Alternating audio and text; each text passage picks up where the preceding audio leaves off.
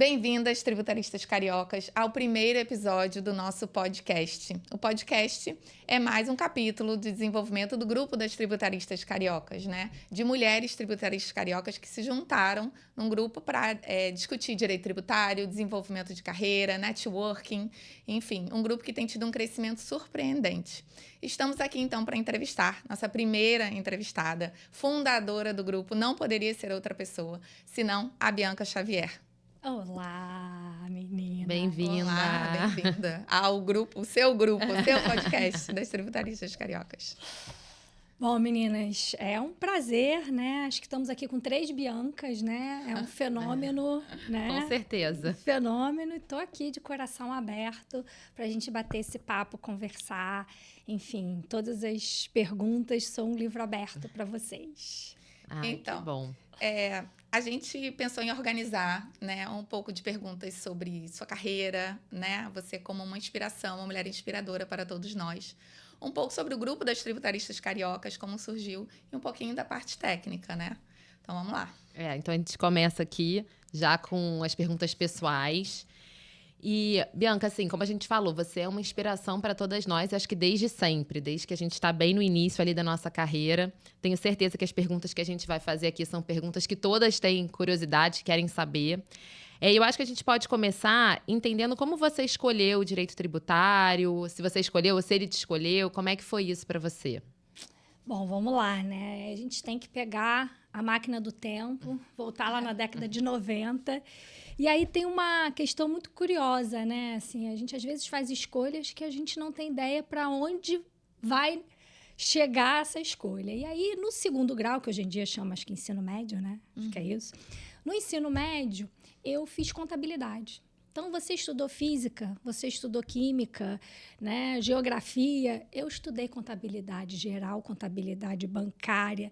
Então, eu fiz contabilidade. Isso Era um curso técnico? Curso técnico. Que bacana. Isso com 15 anos. Gente. Né? Então, assim, eu fui introduzida indiretamente no direito tributário através da contabilidade. Então, eu fiz 3 anos de contabilidade, que é o técnico em contabilidade, né, lá na década de 90.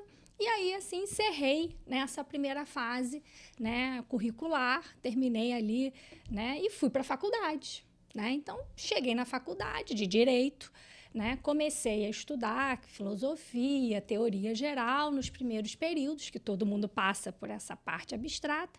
E aí, na Cândida, eu fiz Cândido Mendes, Direito Tributário no 3º período.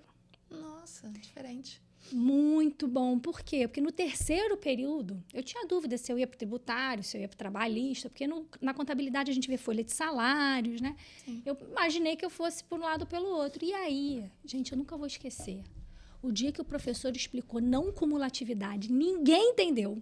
Tinha certeza, o rosto das pessoas era uma coisa assim, que é isso? Você já né? sabia. Eu falei, gente, é por isso que eu botava ali ICMS a recuperar, por isso.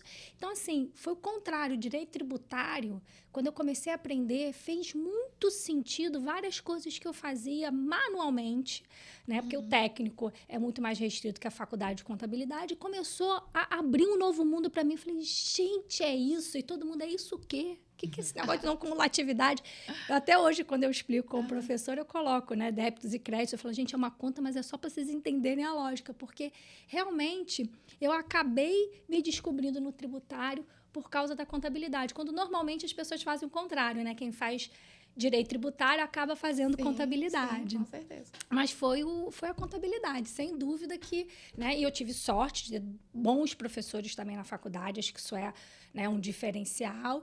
E aí comecei meu primeiro estágio, foi em ambiental, né? Foi meu professor de constitucional que me chamou para estagiar em ambiental. E aí, eu já apaixonada pelo tributário, meu professor foi lá e me deu o edital da Procuradoria da Fazenda para estágio. No 3º período, comecei a estagiar na Procuradoria da Fazenda Nacional. Estágio, inclusive, maravilhoso, que eu super recomendo para todos os meus alunos. É uma escola. E aí, comecei já no 3º período. Na verdade, lá já no 2º grau, né, no ensino médio, eu já estava introduzida no direito tributário. Mas eu fiquei curiosa. Tem alguém da sua família que te influenciou aí para o lado da contabilidade? Porque é diferente, né? Um jovem, né, um adolescente com 15 anos já Como é que foi essa escolha? Então, na verdade, eu estudava numa escola em Petrópolis, eu sou de Petrópolis, né, no interior, que todo mundo no segundo grau, né, que é o ensino médio, faz normal, professora, né? E aí, na época, meu avô era professor e falou assim, você não vai ser professora, porque professora, tinha até um livro, professora não é meio de vida, é meio de morte. Ele dizia isso. Falou, não, o professor não é valorizado no Brasil, você não vá por esse caminho, minha filha. E eu falei assim, poxa, eu já queria sair com alguma, né, profissão. E aí, na época, então, já que eu não ia ser professora, né? Até então, né? Eu resolvi fazer um curso técnico. Dos técnicos que existiam, já que não era para ser professora, eu falei assim, olha, eu acho que eu vou fazer contabilidade, já pensando até em talvez um concurso público, ser auditora fiscal, né? Já era uma coisa que talvez passasse na minha cabeça, mas foi exatamente por não ter sido incentivada pela família a ser professora. Mas eu acho que o direito tributário te escolheu, mais do que você escolheu ele. Foi assim que aconteceu. Exatamente. Acho que se eu não tivesse tido... Você vê como é que é, né, uma soma de fatores. Teve a contabilidade, mas eu também tive o direito tributário na faculdade muito cedo. Isso também ajudou. Sim, claro. Eu acho que quando o tributário fica no final da faculdade, as pessoas já estão desgastadas. Já está, né, aquela baixaria de OAB que você fica estudando. Muitas já fizeram suas escolhas também, né? Já estão enveredando para outras áreas. Tem isso também, né? Aí a pessoa pensa que tributário é matemática, então não quer estagiar no escritório porque acha que vai ter que fazer conta, apurar tributo, né? Então, assim, a gente já perdeu essas almas, né? Quando chega no 10º período, é difícil a gente conseguir, né? Por isso que você vê que também grande parte dos estagiários dos escritórios vem de faculdades que têm essa tradição ou que colocam o tributário já no começo, porque aí você tira esse mito da matemática, né? Tira esse mito que o direito tributário você precisa fazer a apuração de tributo. Claro que é bom você entender, mas não é um requisito você, obviamente, ser o ágio da matemática, né? Então, eu acho que isso me ajudou muito, né? Ter feito a contabilidade, ter visto logo no começo e com bons professores, né? Porque isso é essencial, né? Isso é essencial. Agora, curiosamente, você enveredou para ser acadêmica, professora, né? Então, é curioso essa questão do seu avô, né? De você, no início, ter tentado, vamos dizer, se desvirtuar. E a vida... E aí, como é que foi, então, que você ingressou aí como professora? Então, mais uma vez, a contabilidade. No primeiro período da Cândido, tinha contabilidade. Aí, o que fez? Todo mundo juntou comigo. Vou colar dela, né? Ela já é formada em contabilidade. Eu estava até dispensada de fazer, mas eu gostava tanto que eu falei, vou fazer, né? Vou fazer débito e crédito. E aí, todo mundo colou o meu passivo. E aí, não combinou com o ativo deles. E aí, a turma toda, assim, foi um strike na turma de contabilidade. E eu me senti super responsável, porque, obviamente, eu tirei 10, porque o meu ativo bateu com o meu passivo. Né? O pessoal tava a prova terminando, vamos colar aí da Bianca o passivo. Enfim, aí eu falei, cara, o que eu vou fazer? Tava de férias, eles ficaram, né, para a prova final. Eu falei, não, eu vou explicar para eles, deixa, né, eu tenho facilidade, já sou formada. E aí eu comecei a dar aula para minha própria turma na faculdade. E é uma coisa, assim, dar aula é uma cachaça, né? É uma coisa deliciosa. E assim foi. Depois eu dei direito constitucional também para os alunos que ficaram em recuperação em constitucional. E depois eu virei monitora. Aí sim, já no 7º período, monitora de direito tributário. E aí eu tinha uma turma, né? O professor Francisco Ramos, ele assistia às minhas aulas. Então, assim, foi uma experiência incrível. Ali eu não tinha mais dúvida que eu ia continuar na academia. Não tinha mais essa dúvida. Bacana. E você falou de um possível concurso, né? Que você pensava no início de possibilidade de concurso. E aí, como é que você foi enveredar aí para advocacia? O que te encantou? Por que você ficou? Como é que foi isso? Então, essa é uma boa história aqui para a gente contar, né? Muita gente já conhece essa história, mas agora vai ficar mais, né, Tá gravada. Registrada. Que foi o seguinte, né? Meu professor, o professor Ricardo Lodge, me deu o edital, eu fui para a procuradoria. Eu amava a procuradoria. Imagina, eu fiquei 4 anos na procuradoria. Eu era mais antiga que os procuradores. Se tivesse 5º constitucional da PGFN, eu ia me candidatar. Eu era, assim, absolutamente apaixonada pela PGFN e nunca pensei em ir para escritório. O professor Ricardo Lodge foi para um escritório. Ah, sim. E aí, quando ele foi para o escritório, ele sentou comigo e conversou. Falou, Bianca, esse escritório é diferente. Eu falei, todos falam isso.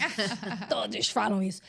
E aí, a gente fez um trato. Não vou cair no golpe. Não vou cair no golpe, não vou cair no golpe. Falei, olha, é assim, o que eu sei de escritório é um ambiente ruim, eu realmente acho que a pessoa pode fazer o que for na vida, mas que seja feliz. A felicidade é o mais importante. Vai trabalhar bem, a gente fica bem em casa. Eu falei, olha, eu acho que a advocacia, pelo ambiente, né, eu amo direito tributário, mas pelo ambiente eu acho que não é exatamente o que eu queria para mim. E aí a gente fez um trato. O trato foi o seguinte, como ele tinha acabado de entrar e ia me indicar, eu não podia entrar e falar, não gostei, brincar de advogada não é legal, quero brincar de outra coisa. Eu falei, vamos fazer o seguinte, vamos fazer um trato. Eu fico 6 meses.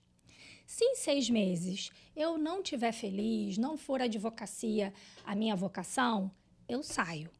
E aí eu fiquei 18 anos.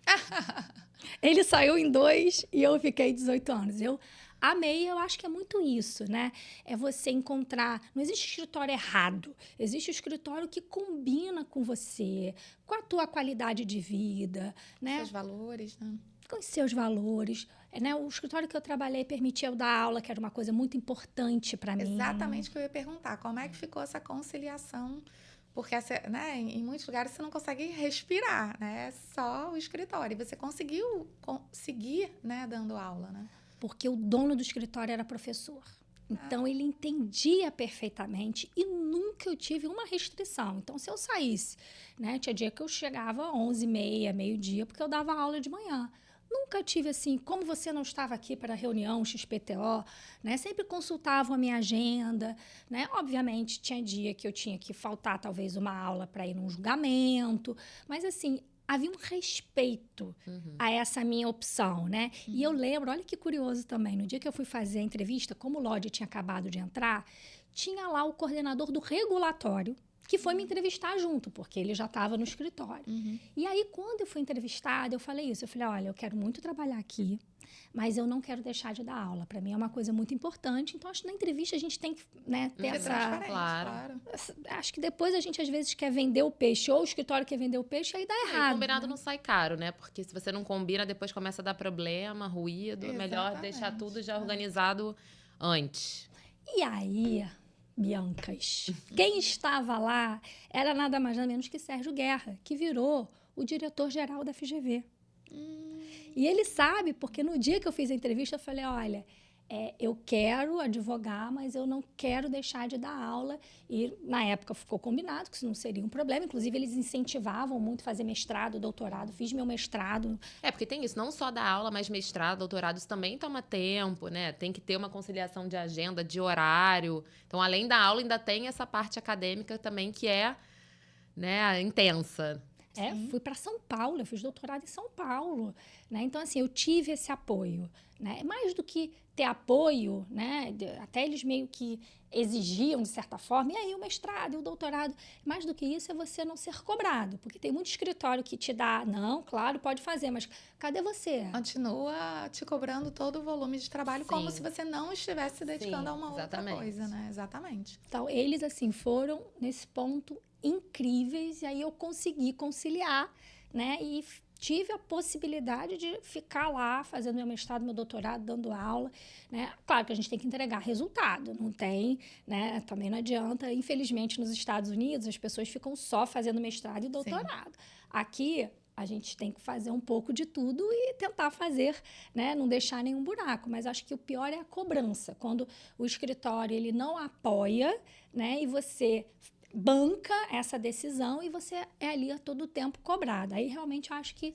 teria sido impossível, mas felizmente, foi isso. A advocacia, eu encontrei o lugar certo, as pessoas certas, né? Eu tive 2 chefes maravilhosos antes de virar sócia, que foi o Richard e o Ricardo. Então, isso também ajuda pessoas que também tinham uma vida acadêmica, né?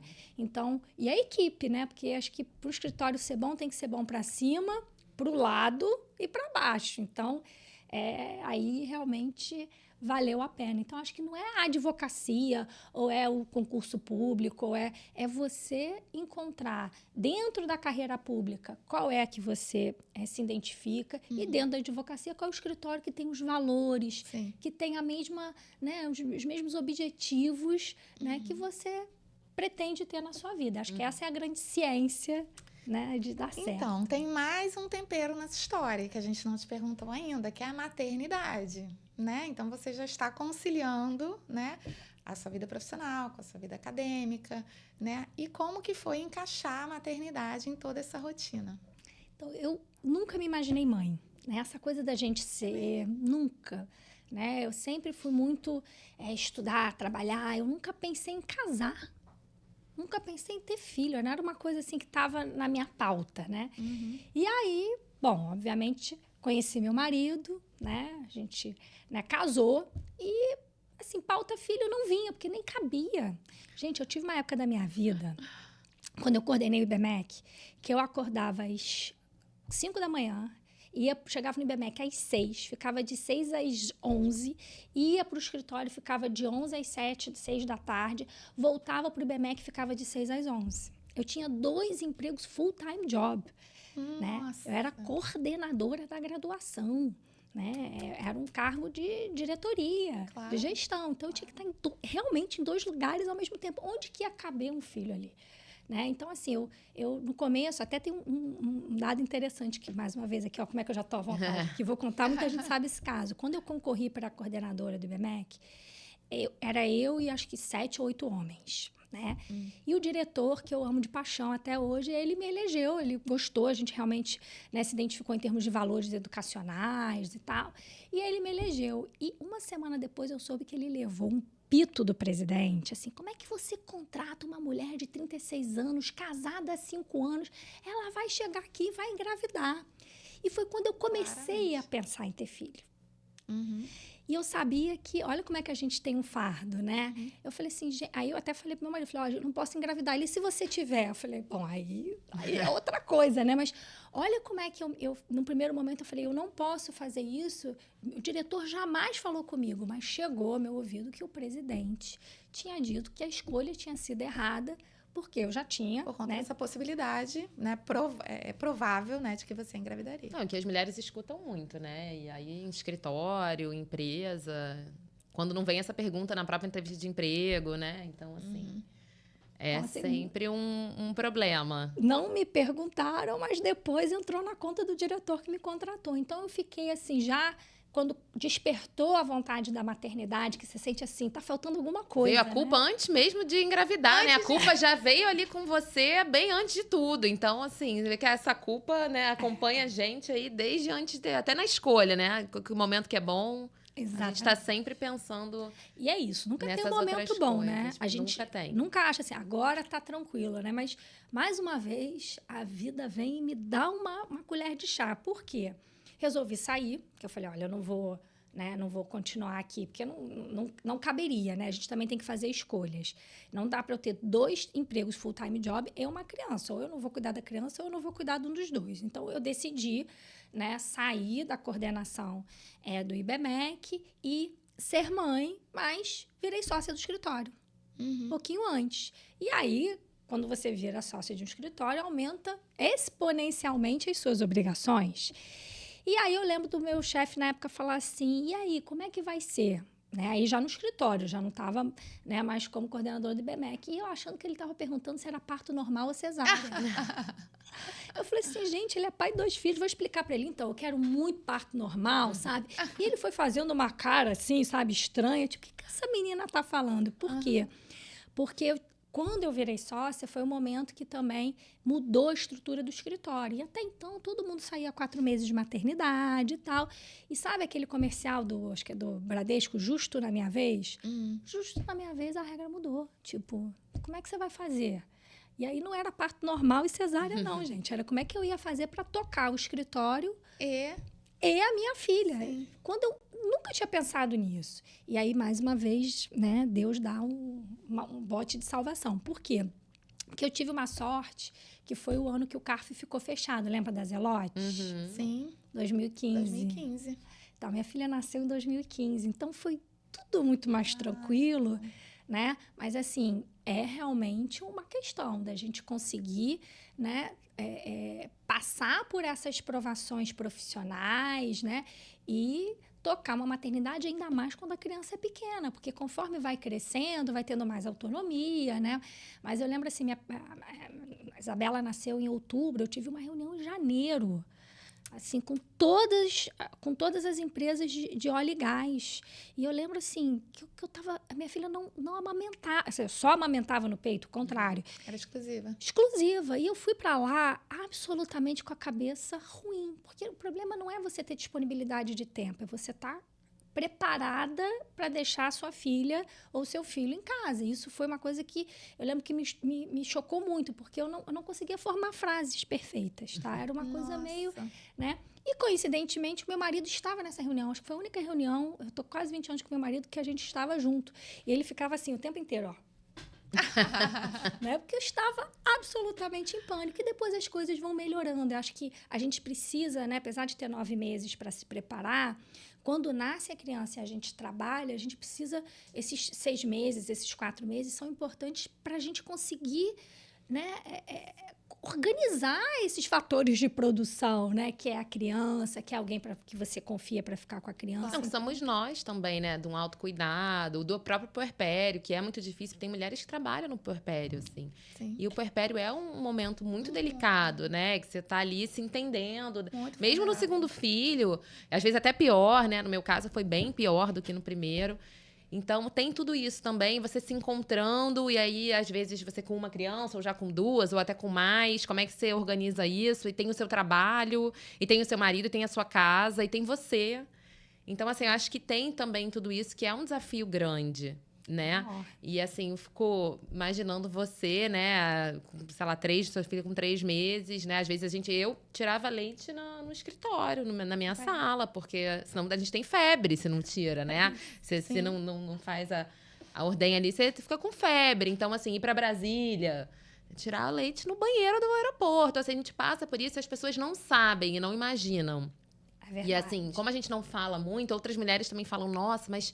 Como é que é isso, né? Então, assim, acho também a importância aí, né, já falando do nosso podcast aqui, é que a gente, né, é importante a gente tratar dessas coisas para a gente se conversar, entender que tá todo mundo, as mulheres estão no mesmo barco ali, que a gente precisa se apoiar, né, e tudo isso. Então, acho que essas conversas são muito importantes. Estou bem feliz da gente estar falando desses assuntos. E também, eventualmente, os homens ouvindo a gente entenderem, né, esse tipo de demanda, né?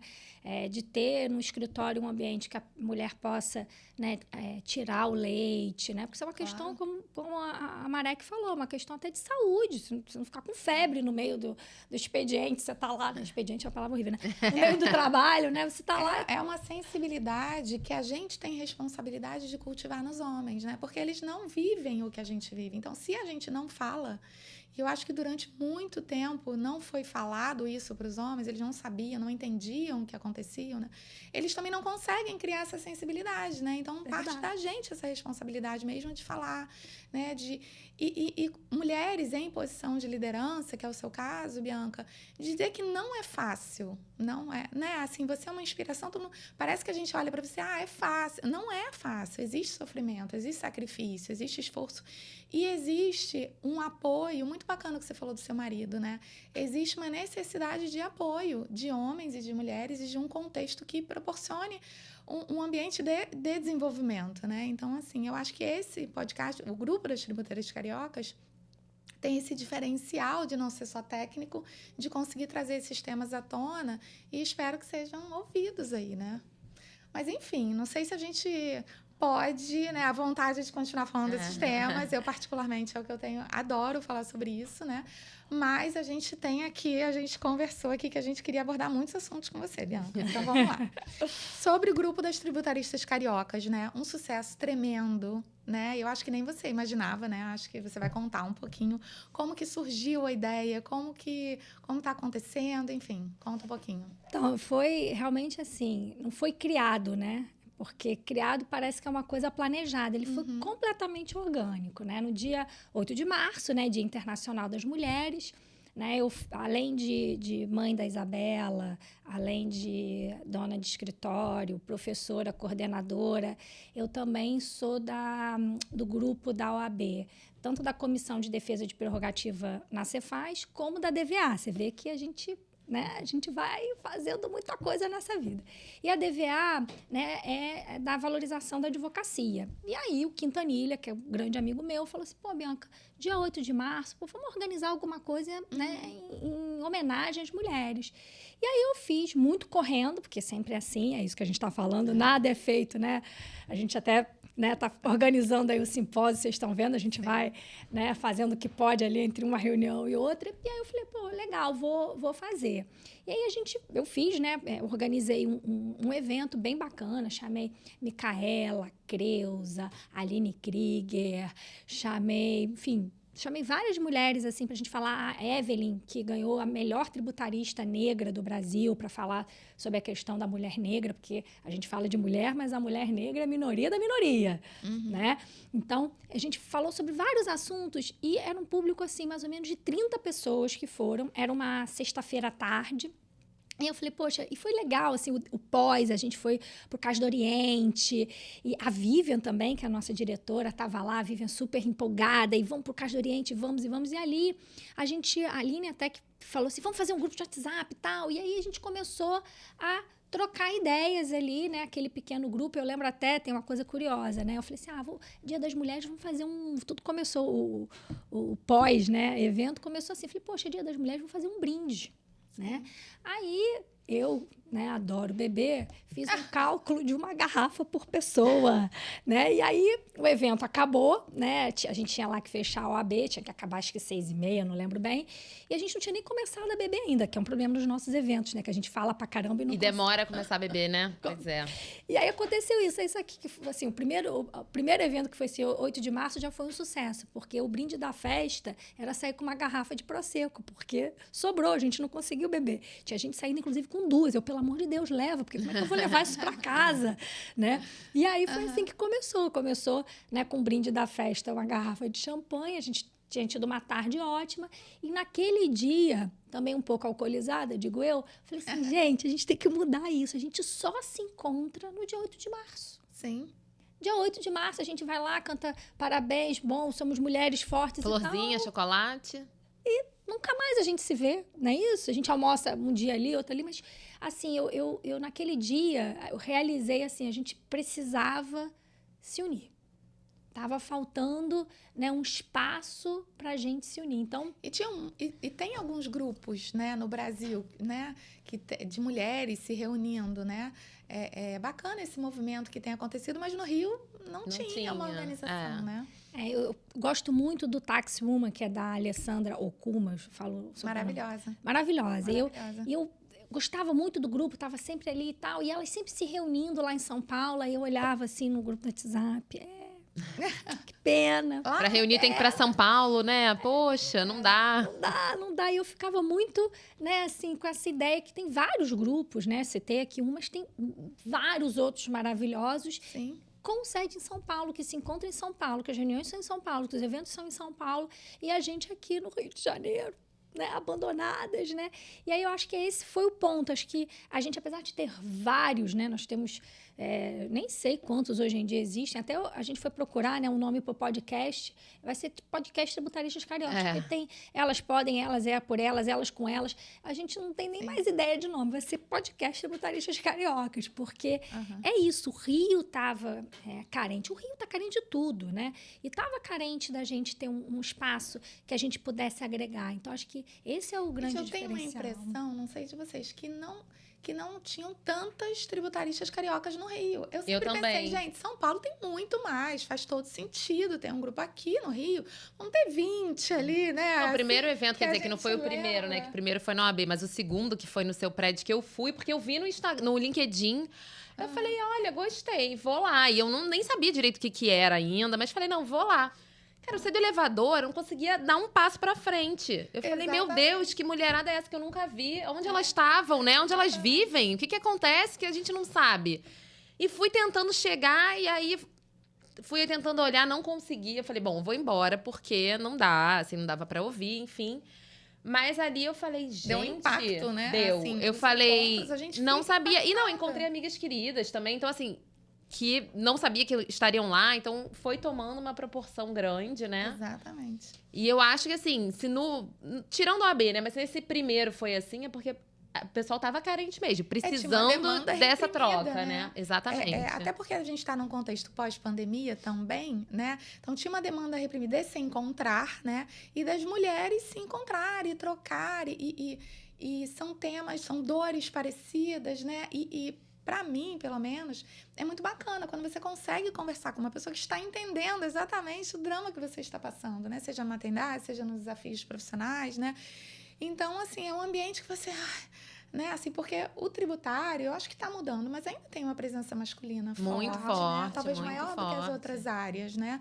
Então, nos escritórios, né, que são muitas vezes dominados por homens, você não encontra esse espaço, além da vida ser corrida, né? Então, quando você marca um encontro de mulheres tributárias, aí você fica em casa, né? Você fala, posso agora desabafar e conversar e trocar ideias. E, tecnicamente, mulheres brilhantes, né? Mulheres brilhantes, você vê palestras e que, às vezes, não tinham tanto espaço, né? Acho Então, que esse assim, é o maior fenômeno, assim, porque esse primeiro encontro, que aí já éramos tributaristas cariocas, né? Quando foi no play do meu escritório, cabe 80 pessoas, foram 40 na OAB, pô, é o dobro, já tá bonito, né? Não, achei que ia até sobrar. Ainda falei assim, ó, assim, bota um pouquinho separado, assim, para dar ideia de gente, Tá né? cheio, né? Tipo, tá cheio e tal. E realmente foi isso, assim, acho que a gente conseguiu, por esse vazio, né, que ninguém preencheu, estava ali, né, não tinha um movimento anterior. E eu lembro que várias pessoas me falaram assim, Bianca, por que você não monta? Eu falei, já existem tantos, né, já existem tantos.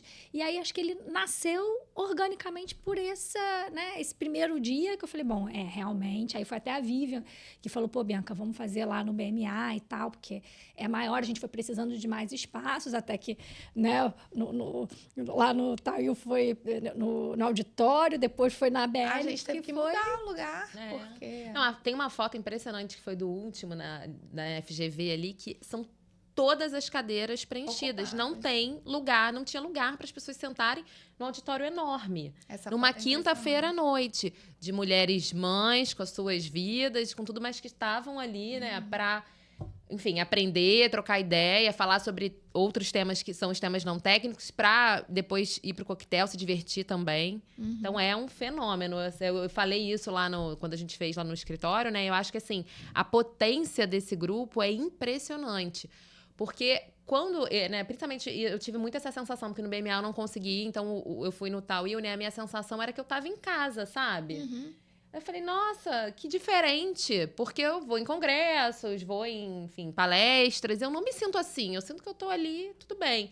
Nesse, parecia que eu tava com as minhas amigas, eu nem conhecia tanta gente, mas eu falei, gente, parece que eu tô em casa. Essa é a forma de falar dos temas, de uma forma mais simplificada, porque a gente tem público, né, de todas as idades, tem gente que tá entrando na faculdade, tem gente que tá no meio da faculdade, tem estagiária, tem sócio, então, assim, diretoras de empresa, né? Então, assim, a gente tem... parece estar em casa mesmo. Uma outra forma de falar, da gente se comunicar.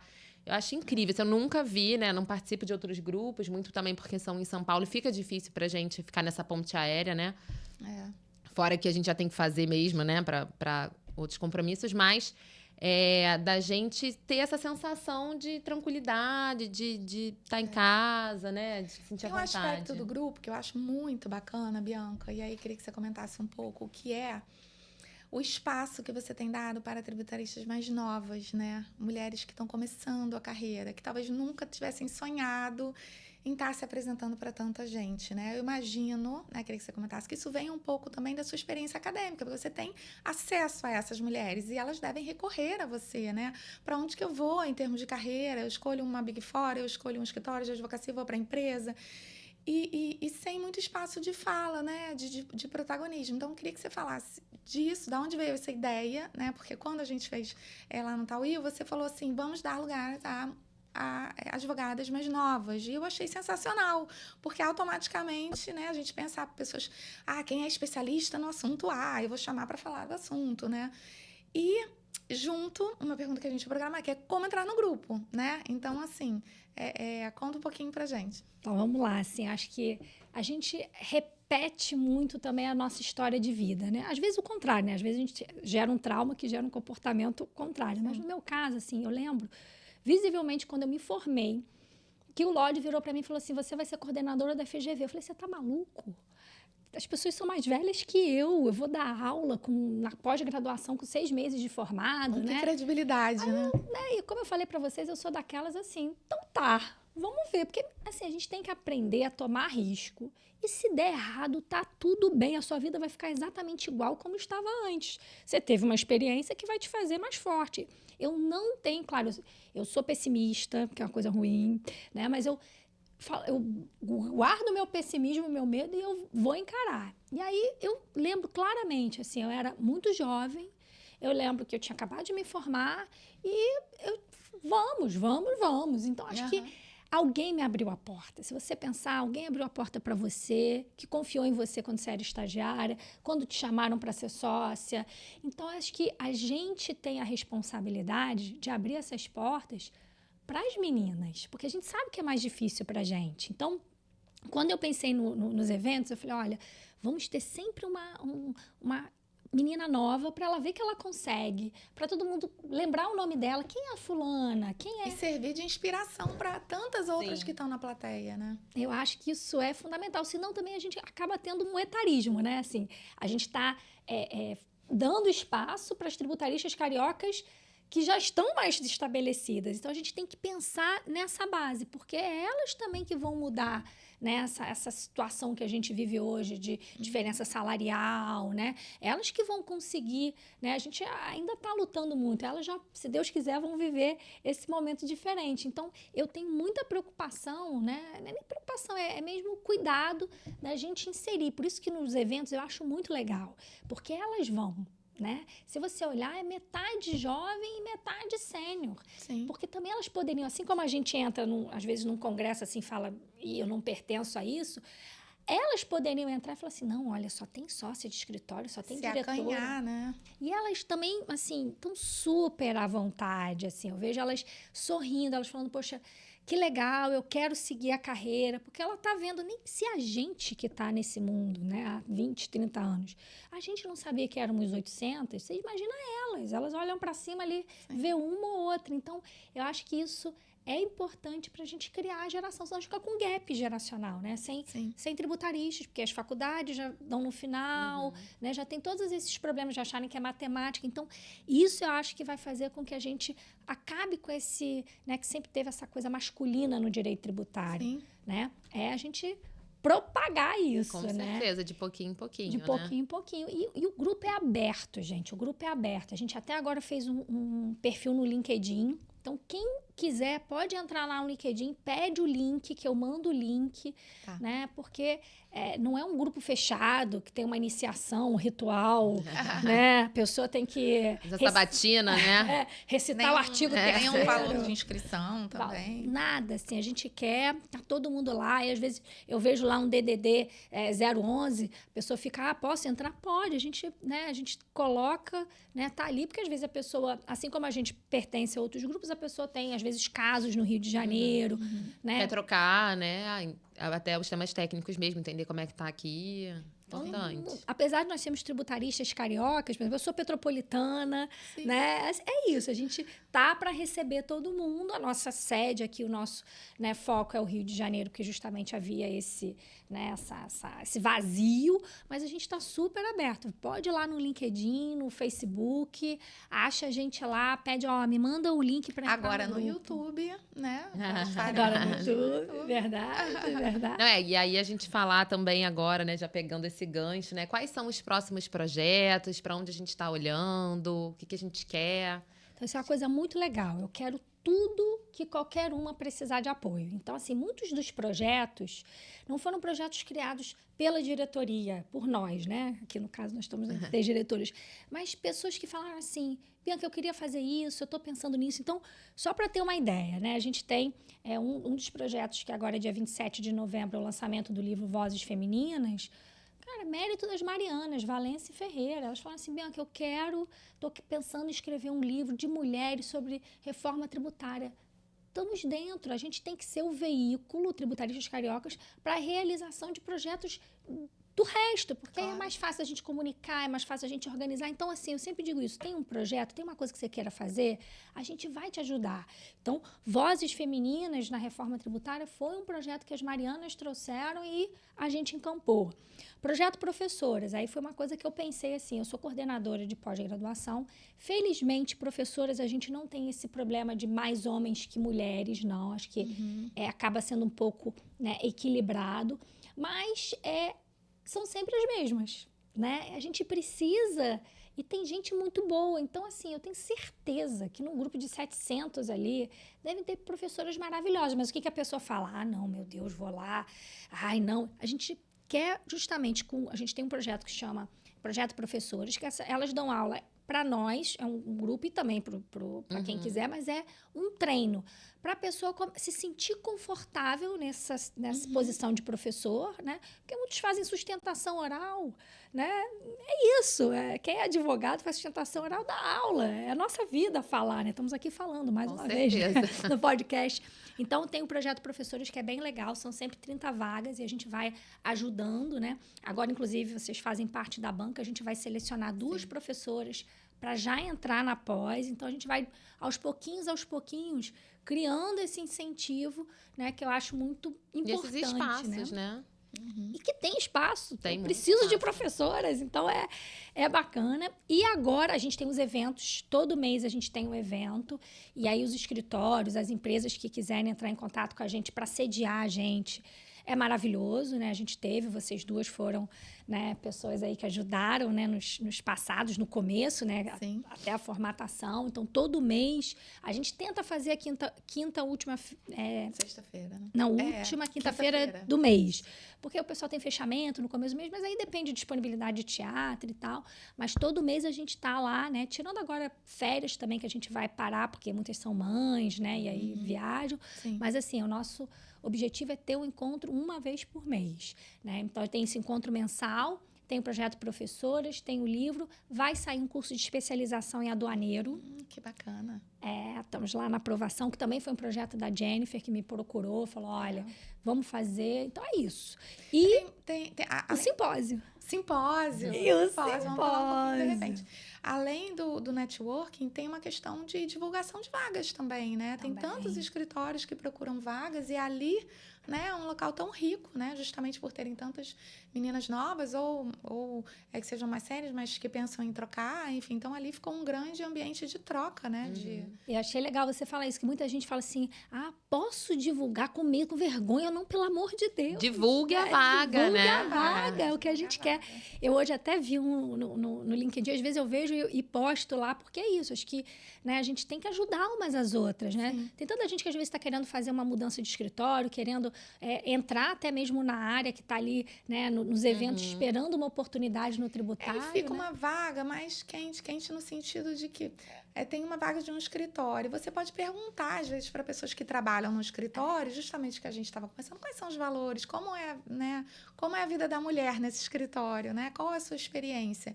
Então, fica um ambiente de troca de experiências também, né? Sim, Interessante. sim. Eu assim, acho que tirando, assim, correntes e essas coisas que, né, a gente deve evitar, eu acho que a gente está ali para conversar, para, né, hoje até uma das tributaristas colocou lá, como é que eu vejo as emendas da reforma? Eu expliquei, ela falou, não, mas são, sei lá, 1.135, alguém tem esquematizado? Infelizmente não, mas vai que tem alguém, né? Que tá vendo isso, tá estudando isso, e a gente não sabe, né? Você imagina ela ter que ler 1.135 emendas para achar, né? Então, é isso, é tentar se ajudar. E eu vejo assim, por mim, eu respondo todos, mas não consigo. Eu vejo que já anda sozinho. Uma responde a outra, uma ajuda a outra. E acho que mais importante também do que o networking e tudo isso é a gente ver que há empatia, porque a gente reclama muito da empatia feminina, né? A diretora da Coca-Cola, né, que esteve lá com a gente, ela falou isso. Ela falou assim, a gente tem que tomar cuidado que a gente reclama dos homens, mas muitas das vezes são as próprias mulheres que julgam e que fazem as críticas. E eu acho que, vou puxar sardinha aqui pro nosso lado, mas acho que carioca é um pouco diferente. Eu acho que a carioca, ela julga menos, ela é mais inclusiva, né? Acho que a gente já tem um DNA diferente, assim, sabe? Como a gente vive na praia, acho que a gente é mais feliz, né? Tem sol, né? Então, acho que a gente já tem isso. Então, eu tô vendo isso crescer, de ajudar, pô, me manda aqui no privado que eu te mando isso, sabe? Acho que isso é muito legal, né? Muito bom. E aí, falando agora do simpósio, né? Quais são essas expectativas? Como é que tá isso? Como é que tá sendo organizar? Estamos a pleno vapor, exatamente. Né? Como tá sendo organizar esse simpósio? Quais são os próximos passos? Quando começou lá no dia 8 de março, né? Eu fazia tudo, a Aline me ajudou muito, né? E a gente fazia meio tudo. Eu falei, olha, realmente, assim, cresceu de uma maneira e a gente precisa de ajuda, né? Então, foi quando a gente agora institucionalizou, Vieira Rezende até ajudou a gente né, colocar na roupagem jurídica, né? Estamos nesse caminho, acho que virou uma associação, virou sério, né? A gente virou coisa agora séria, somos uma né? associação. Formalizada. E aí eu vi isso, falei assim, a gente precisa de pessoas que gostem de organizar, de fazer. Não dá, né? E é isso, a gente tem que dar espaço para todo mundo participar. E aí eu falei, olha, gente, quem quiser participar da organização, me avisa, porque eu preciso de gente para me ajudar. Né? A gente precisa, né, organizar o local, a gente precisa organizar os palestrantes, a gente precisa... A festa. Os patrocinadores. E foi assim que aconteceu. Eu lembro até, e vocês duas participaram disso, a gente ficou assim, poxa, a gente começou a fazer isso no final de setembro, lembra? Sim. Pô, será que dá? Será que dá? Mais uma vez, esse meu instinto kamikaze. Vamos fazer. Se não ficar maravilhoso, a gente aprendeu com a lição. E, felizmente, assim, uma das coisas que eu tinha muito medo, eu digo isso, eu sou medrosa pra caramba, tá, gente? Eu enfio, mas eu enfio com medo, né? Eu sou irresponsável, não. Eu fico ali com sangue quente. E eu lembro assim, eu tinha muito medo da gente não conseguir patrocínio, né? Por quê? Você mesmo falou, né, Mané, que é final de ano, os escritórios às vezes estão com orçamento já comprometido e tal. E assim, como os escritórios e as empresas, né, querem ajudar. Sim, foi um movimento assim, de patrocínio. Claro, a gente ainda precisa, é bom lembrar. Com certeza. Por favor. Né? Mas a gente conseguiu um apoio muito grande. Como as empresas também estão vendo os escritórios, como é importante a diversidade, a inclusão, o movimento. Mas sabe, só um ponto, né, que eu acho? Assim, eu acho que todo mundo ali se sente um pouco dono do Tributaristas. Ai, que bom. Então, acho que também tem isso. Assim, eu acho que a mulherada que está lá se sente também dona do grupo. Então, quer participar porque tá dentro, porque faz parte, e aí também quer... Incluída. Exatamente, se sente incluída, quer movimentar. O que eu vejo no dia a dia, assim, que todo mundo ali se sente dono do grupo. Então, isso ajuda muito, né? Porque todo mundo quer fazer parte mesmo, participar, né? Nosso grupo de organização é grande, todo mundo quer fazer, botar a mão na massa, e não é fácil de ver isso, ainda mais com todas as outras atribuições, né? E o nosso objetivo no simpósio, né? Porque assim, a gente tem os eventos, né? E aí, assim, como é que a gente faz uma comemoração de final de ano? Que a gente queria isso, vai ser o último evento do ano. E aí, o que a gente pensou aqui, vocês participaram disso, estão me perguntando, não sabem porque participaram, né? A gente quer fazer um evento de dia inteiro, né? Porque a gente até daria para fazer um congresso de vários dias no direito tributário, né? Acho que um mês, né? Dá para fazer um mês de assunto. Sem repetir nada, né? Sem repetir absolutamente nada. Mas a gente pensou em fazer um evento o dia todo, né? Vai ser lá no Teatro Prio, lá no Jockey. E aí, depois, fazer uma comemoração. né? Fazer uma Sim. festa, né? A Bianca tá rindo, porque se depender da Bianca vai ser a festa. A mega festa. A mega festa, né? Mas eu acho que é importante isso, que a gente tem ali no coquetel. É tão legal aquele momento, né? No coquetel, que a gente conversa. Gente, eu conheci tanta gente, né? Fiz tantos contatos, né? Pessoas que, inclusive, assim, eu já dei aula 20 anos atrás, mas nunca mais vi. Às vezes eu fico assim, eu conheço essa pessoa, acho que eu conheço essa pessoa, né? Aliás, eu vou fazer uma observação. É difícil alguém falar de você e falar, não, eu fui aluna da Bianca, né? Assim, é muito clássico a gente ouvir isso. Pagar penitência, né? Tá no Rio de Janeiro, a tributarista carioca passou por mim, né? E aí acho que é muito legal esse momento, né? A gente até falou, né, que a gente fala tanto que acaba cada vez mais encurtando. A gente até vai diminuir nos eventos as falas, pra gente equilibrar isso melhor, porque também é legal esse momento pós. Sim. E aí, esse simpósio, especialmente, a gente quer, né, 4 horas, né? A gente quer que a gente... Festa. Muita festa, que a gente se divirta, que a gente... É isso, a gente dance, né? Então, o objetivo é a gente fazer um simpósio técnico, claro, né? E ter esse momento de finalização. Foi um ano tão bom pra gente, como tributaristas cariocas, a gente se uniu. Então, eu queria muito que fosse esse ano. A gente até pensou, vamos fazer fevereiro e tal. Falei assim, acho que a gente tem que fechar esse ano. Foi tão bacana. Fechar com chave de ouro, né? É isso. Vai ser dia 28 de novembro, né? Uma quinta-feira, última quinta-feira do mês, como... Vamos abrir inscrições em breve. Em breve, é isso. Que a gente está captando, né? A gente está vendo essa questão de onde vai ser a festa. A gente ainda está, né, nesse momento de organização, né? Então, fiquem calmas que a gente vai avisar, divulgar, né? E acho que vai ser um momento importante para coroar esse ano todo de tributaristas cariocas. Vai ser maravilhoso, tô animadíssima. Bom, temos aí uns últimos minutinhos para a gente conversar. A gente queria fechar um pouco com a sua visão, né? Aí uma pegada mais técnica, né? Sobre a reforma tributária, né? Não sei se você quer falar algum ponto específico da reforma, quer falar um pouquinho em geral, talvez o imposto seletivo, que é Minha paixão. Um queridinho seu. Mas, enfim, um pouquinho, né, da parte técnica aí de reforma, aí o que você quiser comentar para a gente fechar. Então, lá na faculdade, eu lembro também, já apaixonada pelo direito tributário, eu queria escrever sobre reforma, né? Eu também sempre conto essa história. Isso lá em 1997. E aí, meu professor virou e falou, olha, você vai se formar no mestrado, no doutorado, e não vai ter reforma tributária. E foi o que aconteceu, né? Ainda bem que eu não fiz o meu TCC lá sobre, assim, ainda do Sandro Mabel, né? Olha quanta coisa que aconteceu. E realmente, assim, eu não sei quanto a vocês, mas depois de 30 anos, vai ter, não vai ter, vai ter, não vai ter. É 110, é 45. Eu confesso que eu não acreditava. Eu também. Confesso, mas enfim. Também, assim, eu participei de algumas discussões aqui, né? Até, acho que foi o Calheiro que chamou. E eu meio assim, mas vai sair mesmo? Não vai, porque o Rodrigo Maia tá na pauta. Aí Rodrigo Maia foi embora. Eu falei, gente, eu acreditei de novo. Caiu, né? Caí nessa de novo. Olha, né? a chuva, é mentira. É isso, né? E o que aconteceu também com a reforma do imposto de renda? Não sei se vocês leram, né? Aquelas propostas todas, aí eu lia do dia para a noite para fazer reunião com o cliente, aí não sai. A gente, assim, é claro que estudar sempre é muito bom, só que você tem um monte de coisa para fazer. Tem a maternidade, tem agora tributarista, tem você parar para ler um projeto que você fala assim, será que isso aqui vai, não vai? E estava mais para não ir do que ir.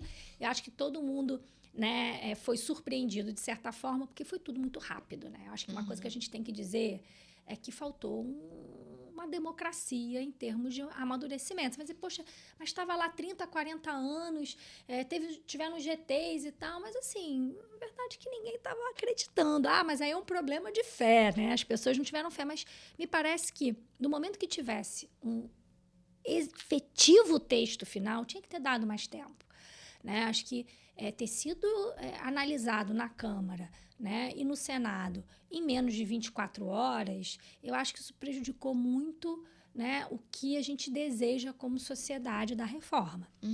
Claro que eu tenho que dizer, óbvio, que melhorou, que a gente tem pontos maravilhosos, mas assim, eu me questiono muito se não poderia ter sido muito melhor se a gente tivesse tempo. Por que essa sangria desatada? Né? Por que fazer dessa maneira? Né? Se a gente tem possibilidade de discutir, de ler... Gente, eram 350 páginas. Eu li, eu lembro, a votação acabou às 2h30 da manhã. né? Aí depois ainda teve o substitutivo, tudo isso. O substitutivo, ele veio, sei lá, meia-noite, 11 horas da noite. Então, assim, a gente vai ficar com isso na cabeça que a gente viveu. Só que as próximas gerações, tá aqui, a emenda constitucional 132, mas os bastidores, eu acho que é algo que me feriu muito, assim. Acho que, por mais que a gente fale, não, você teve 30 anos para estudar. Não, essa reforma, a proposta, o texto final, ele não foi aprovado e ninguém ali sabia o que estava aprovando. Acho que o que havia era um consenso de que tinha que mudar. Agora, o que estava sendo mudado, ninguém tinha a menor ideia. A gente é técnico, quer dizer, pelo menos eu digo isso, eu não consegui ler, apreender, discutir, imaginar. Você imagina os congressistas. E as consequências disso ficam para o pós-reforma, porque vai haver muito questionamento, né, em relação, muita dúvida, talvez diferenças de interpretação, enfim, coisas que poderiam... que já é um problema que a gente enfrenta, né? Muita coisa poderia ter sido antecipada e conversada e já dirimida, enfim, e, como você falou, foi aprovado e agora... Vamos ver, é o que temos. E o mais engraçado, né? Eu participei lá nas discussões do Senado e da Câmara, e muita coisa que a gente levantava, eles falavam assim, não, isso aí deixa pro PL, no PL a gente discute com calma. E aí veio o PL 68. Falei, gente, em que momento a gente vai parar, né? E hoje a gente estava até comentando aqui, né? A gente tem 2 de outubro, né? 1.132 emendas. Então, olha aqui como é que ficou, né? Então, assim, por que a gente não discute o texto? E aí, gente, uma coisa também que as emendas, eu sempre achava assim, emenda, vamos ler uma por uma. Não, tem lá 3 ou 4 destaques, então das 1.132, vai ter meia dúzia lá que vão ser votadas. Então, olha uma produção, as pessoas... Né, e várias repetitivas, porque Todo mundo quer participar, né? No final é isso. Mas tinha muita emenda repetitiva, né? Muito. Então ficou uma coisa sem sentido. Por que não vai lá e faz uma discussão mais, né, abrangente? Então, assim, minha crítica não é a reforma, é como ela foi feita. Eu acho que a gente poderia ter feito isso de uma forma menos assodada e com mais perfeição. Né? Acho que acaba que a pressa é inimiga da perfeição. Sim. Então, a gente tem muitos problemas que a gente vai vivenciar, como você disse, porque tem coisa que a gente ainda nem está enxergando. É isso. Que se a gente tivesse sentado com calma, olha, tá errado isso aqui, né? O termo é um termo, não, está óbvio, né? Hoje em dia tem muita coisa que a gente fala, não, está óbvio aqui, a reinjeção de gás, né? Não, o gás que é reinjetado não vai ter seletivo. Onde é que está escrito isso? Está escrito que é o gás no processo industrial. Extração de gás não é considerado processo industrial. Bota lá, vírgula, reinjeção de gás. Pronto.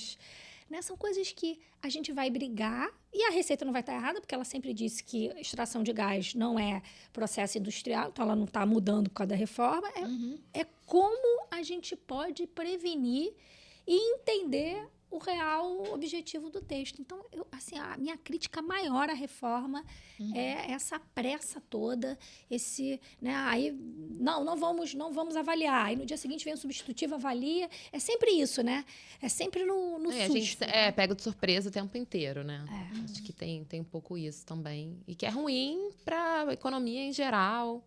Então, a gente dorme de um jeito, acorda de outro. O próprio PLP ter sido feito pela Fazenda, nenhum problema. A Fazenda é quem entende também do tributo. Eu sou uma pessoa que tem uma relação ótima. Eu acho que tem profissionais incríveis, né, na Receita. Cada dia eles estão melhores, né? Você vivenciou isso lá no CARF também. Sim. Tem pessoas incríveis. Não é nós contra eles. Eu acho que isso é uma bobagem. Total. Né? Não trabalho assim com eles. Pelo contrário, eu tenho uma relação maravilhosa. Eu sou presidente das prerrogativas da Cefaz. Raramente eu tenho uma discussão da Cefaz no Estado, porque realmente as coisas se resolvem e tal. Mas, assim, por que só a Fazenda? Nós ouvimos cento e tantas... Ouvimos, mas não, a gente não quer ser ouvido, a gente quer participar. Claro. A democracia não é você ser ouvido, é você participar do processo de formação. Então, essas são as Atualmente, eu estava ouvindo... A gente estava falando de podcast, né? Estava ouvindo um podcast... É impressionante como hoje eu vejo que os lugares que têm espaço de diálogo, principalmente de contrapontos, né? E eu vivi isso amplamente no CARF, né? Um tribunal que tinha, vamos dizer, 2 lados ali, né? De experiências de vida, né? De fazendários e de contribuintes. Como as construções ficam ricas, né? E como, no final das contas, um lado e o outro valoriza aquele resultado, né? Do diálogo, né? E aí, hoje, o podcast que eu estava falando era dos 305, que foram todos os procuradores do Estado, os municípios que se reuniram, né? Como muitos viram a riqueza desse debate, né? E o que você está falando é que justamente faltou esse debate, né? E a gente poderia ter se beneficiado, né? Assim, o próprio texto e evitado todo esse pós, né? Que a gente já vê vários pontos de discussão, né? Que vão ser trazidos à tona inevitavelmente, né? Os advogados vão olhar cada vírgula e vão querer conversar sobre cada vírgula, né? Se não tiver claro a interpretação ou tiver uma divergência, né? Então, hoje eu não tenho dúvida, né? Que o diálogo é o melhor caminho. E para ter diálogo tem que ter transparência. Né? Como a gente não tinha acesso, né, ao que estava vindo, e eu ouvi muito assim, mas o legislador nunca teve que dar acesso, né, ao que ele está elaborando. Ele vai dar acesso a partir do momento que ele... E o espaço de discussão era na Câmara. Então, a gente estava muito animado. E foi muito rápido, né? Então, assim, a gente só tem acesso depois que o PL estiver pronto. E a gente tem um espaço de diálogo na Câmara e no Senado que tenha tempo hábil para que isso aconteça. Então, esse ponto que você está trazendo é isso, né? Olha, tudo bem, a gente vai esperar, né, sair o projeto como que vai. Mas agora a gente quer participar. E apesar de ser ouvido, né, o que você falou, que eu senti que muita gente foi falar, você foi, né, uma delas que pontuou várias questões, mas não era ouvido E deixa eu contar uma coisa aqui para vocês. Era ouvido por quem? Quando você chegava lá na audiência pública, tava lá, fui no seletivo, né? Aí tava o pessoal da bebida, da cachaça, do carro. Quantos deputados e senadores vocês acham que tinham lá? Ah, tá gravado. Então, assim, também me pareceu um pouco assim, vou dizer que teve não sei quantas horas de audiência pública, porque quem tinham que estar perguntando, quem está com as dúvidas, são os congressistas, né? Então, também não adianta a gente fazer uma coisa formal, né? A gente fala isso, né, na contabilidade, no direito, a essência sobre a forma. A forma tá ótima, fui lá, falei, mas e aí? Né? Quem estava ali para perguntar, para entender? Então, eu acho que assim, a gente não pode dizer que teve participação, ou melhor, né, que teve oitiva, e ainda digo, até a oitiva não foi qualificada nesse ponto, porque era a cachaça falando para a cerveja, era o petróleo falando para o mineral, né? A gente estava entre contribuintes, né? Então, acho que eu me ressinto muito disso, sabe? Eu acho que a ideia foi bacana, era importante, mas a gente podia ter feito de um jeito diferente, sabe? Isso é o único ponto que eu acho que se tivesse mudado, tudo seria diferente. Era uma coisa fácil de fazer, né? Mas demandaria tempo. E aí eu acho que eles quiseram realmente fazer a toque de caixa para realmente não ter tempo da gente mudar o que eles não queriam que mudasse. É verdade. Tem toda a questão do tempo, da aprovação, e aí tem as questões políticas também envolvidas, que são complexas, né? No mundo inteiro, mas no Brasil a gente tem aí um toque a mais. Então, assim, tem muita coisa envolvida, além só da gente discutir uma reforma de forma técnica, que é a vírgula, né? Aí tentando colocar mais exceção, aí... Eu acho que tem também essa preocupação, né? Não, eu quero botar exceção, o resto, assim, isso não me interessa, né? Então, vou focar aqui no que é importante para mim. Isso empobrece muito o diálogo, né? E a gente perde, todo mundo perde com isso. Mas, assim, eu ia até perguntar essa questão, como é que foi você falar lá e tal, mas, bom, você já respondeu. E, assim, que pena que foi assim, porque quando a gente olha, né, a gente entende ali que tem muita gente ouvindo, gente que quer mudar, que quer entender, até para não mudar, mas para ter um argumento para falar, não, mas tem que manter por isso, ou enfim, não tem que mudar por isso, mas que pena. Tinha 5 minutos. Eu tive mais tempo nesse podcast para explicar como é que foi a minha participação do que na participação. 5 minutos para eu explicar os problemas do seletivo, né?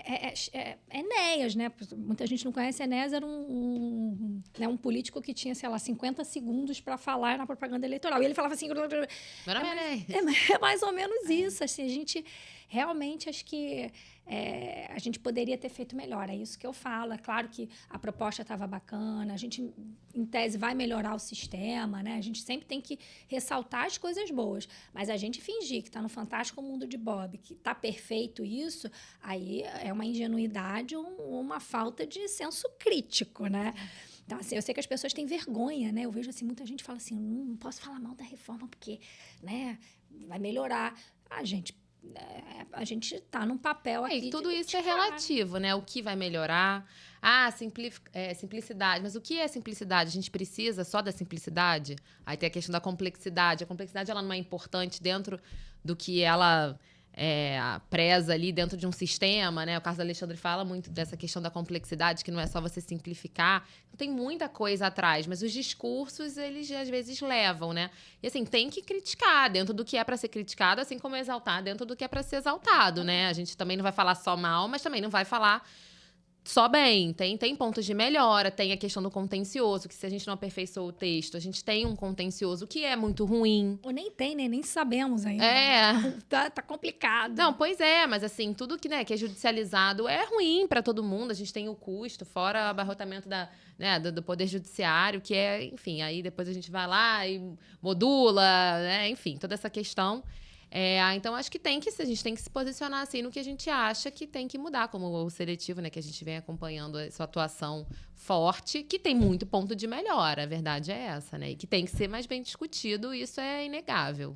E acho que também a gente tem uma coisa, né? Nós que somos técnicas, né? A gente fica aqui, o problema do seletivo, que não sei. E aí, no fundo, quando você vai discutir, eles falam assim: o seletivo é para arrecadação do IPI. A gente preocupado com a hipótese de incidência, com o aspecto formal, se é lei complementar, se é lei ordinária. E eles, assim, quanto que vai arrecadar? Vamos fazer conta. Não, e a gente discutindo se é extrafiscal, né?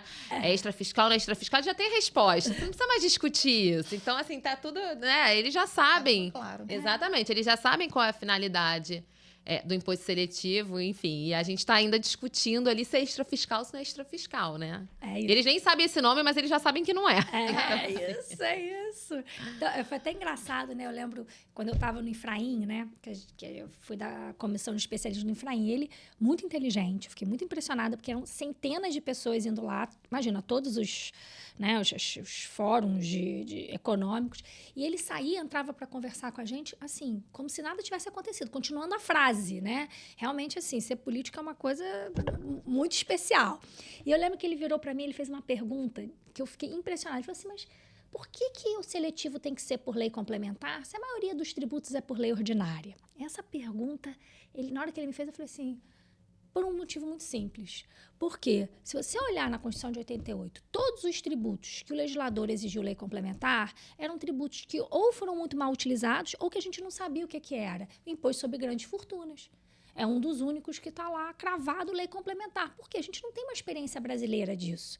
Quando você pega o empréstimo compulsório, por que é lei complementar? Porque foi muito mal utilizado. O governo não cobrou e não devolveu, né? Aí o traumatizado de 88 foi lá e falou, quero quórum qualificado. Uhum. Impostos e contribuições da competência residual. Porque, o legislador pensou em várias hipóteses. Se você está sendo criativo, meu amigo, seja criativo com quórum qualificado. Porque Claro. você está precisando disso. Então, como a gente passou uma reforma e a gente não sabe muito bem o que é um produto que faça mal à saúde e ao meio ambiente. Água pode fazer mal se tiver numa embalagem plástica. Então, a gente tem que tomar um cuidado, porque realmente é um conceito indeterminado, a gente não tem uma experiência sobre isso. E eu lembro, assim, que ele, na hora, faz sentido, porque como ele, em tese, é extrafiscal, normalmente a extrafiscalidade é por lei ordinária, é por decreto. Não, vamos manter por lei complementar e por lei ordinária as alíquotas. Então, quando a gente vai pensar assim, a gente conseguiu alguma coisa, né? A gente, nessa luta, nesse pouco diálogo, assim, a gente consegue alguma coisa. E você vê, foi 1 minuto da atenção dele para ele entender ali como é que era, por que o design tinha que ser aquele. E acho que faltou isso. Se a gente pudesse, cada artigo ter tido nessa discussão, acho que isso teria levado a uma melhoria. Ou até dizer assim, não, mas nesse caso aqui a gente precisa disso. É o contraponto. Isso. Né? O contraponto. Para todo um ponto tem um contraponto. Só que, felizmente, né, a gente Não teve nesse caso, teve. né? Bom, estamos caminhando para o final do nosso podcast. Bianca, Do primeiro, né? Exatamente. Nosso Nosso primeiro episódio. Vou deixar você dar suas palavras finais, alguma mensagem que você queira para o grupo, enfim. E mais já de antemão te agradecendo, né?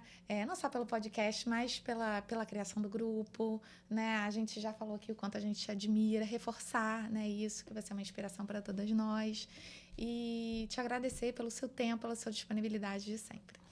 Eu que agradeço, adorei, né? Para quem está aí assistindo a gente, né? O primeiro piloto, aí eu até brinquei, eu não vou ser entrevistada, eu vou ser cobaia, né? Aí a gente fluiu super bem, eu acho que é isso. Nós mulheres, quando estamos juntas, você já viu como é que funciona? Né? Parece que a gente se conhece há anos, né? A Maré que eu conheci via, né? Veio Tributaristas Cariocas, a Bianca eu já conhecia, né? Antes do grupo, mas